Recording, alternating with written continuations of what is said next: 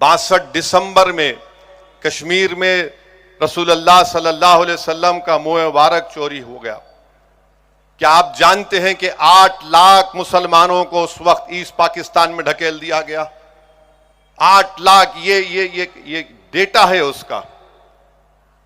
फसादात कितने हुए? दिल्ली का मैसेकर हुआ आसाम में, आपने देखा फसाद हुआ हाशिमपुरा का, मलियाना का। हम और आपने देखा गुजरात में, बल्कि 69 का फसाद तो 2002 से बदतरीन था। फिर 2002 की नस्ल कशी हमने देखी, 2019 का दिल्ली का फसाद देखा, हैदराबाद के फसादात हमने देखे। मगर एक बात जो लोग समझते नहीं है वो ये है कि इन तमाम फसादात को हमने देखा। हमारी मस्जिद को शहीद कर दिया गया और कोर्ट का जब फैसला आया तो कोर्ट ने कहा किसी ने शहीद नहीं किया। सुप्रीम कोर्ट का फैसला आया तो कहा कि आस्था की बुनियाद पर मस्जिद आपको नहीं दी जा सकती। मुल्क की तारीख उठाकर पढ़ लो, जो लोग आज मुसलमानों को गाली देते हैं और वफादारी का सर्टिफिकेट हमसे पूछते हैं, इतना सब हमने सहा और कल भी सहेंगे, मगर वतन से नफरत के मजाहरे नहीं किए। इख्तिदार पर बैठकर जुल्म करने वालों से हमने कहा कि तुम जालिम हो, हम तुमसे नफरत करते। तो मुसलमानों को अगर तुम दबा रहे हो तो तुम भारत को कमजोर कर रहे हो।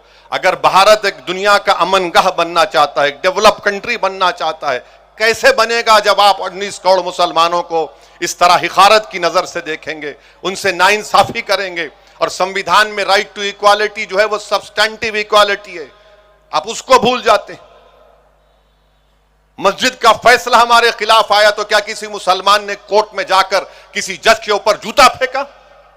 जूता फेंकने वाले के बारे में एक लफ्ज नहीं बोला जाता, ना मीडिया में बोला जाता है, क्योंकि वो आला जात से उसका ताल्लुक था। हमारी वतन से मोहब्बत है और रहेगी। तुम हुक्मरान हो तो तुम्हारी वजह से डर कर नहीं, बल्कि वतन की मोहब्बत हमारी है और रहेगी इंशाअल्लाह ताला। मेरे अजीज दोस्तों और बुजुर्गों, यहां पर यह भी कहना जरूरी है कि जब वतन की मोहब्बत की बात हम करते हैं तो जो तालीम इदारे मुसलमानों ने कायम किए, अगर कोई उस तालीम इदारे में बैठकर बम बनाने की साजिश करता है तो हम उसकी भी मजम्मत करते हैं।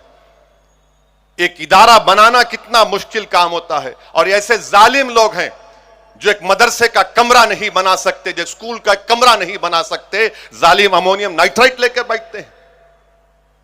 14 लोग मारे गए, मुसलमान भी मारे गए, हिंदू भी मारे गए। तो ऐसी जहनियत के लोगों के खिलाफ भी हमको इनकी खुलकर मजम्मत करनी चाहिए। ये जो मुल्क का दुश्मन है वो हमारा दुश्मन है। अगर इस तरह की हरकतें होंगी तो फिर हम तो खुली छूट दे रहे हैं जालिमों को कि जो चाहे करना है कर लो। मगर जो लोग आज ये समझ रहे हैं कि मुसलमान को सेकंड क्लास सिटीजन बनाया जाएगा, तुम भूल जाओ, तुम्हारी नस्लें खत्म हो जाएंगी, हम खत्म हो जाएंगे। जब तक दुनिया बाकी रहेगी हिंदुस्तान में मुसलमान एक बाइज्जत हिंदुस्तानी बनकर रहेगा। हम लड़ेंगे, जमहूरियत के दायरे में रहकर अपने हुकूक को हासिल करेंगे, हम अपनी मस्जिदों को बचाएंगे।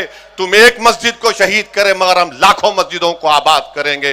तुम शरीयत पर हमला नहीं कर सकते, अगर तुम करोगे तलाक के नाम पर तो हम आपको उसका जवाब जमहूरी तरीके से मिलेगा।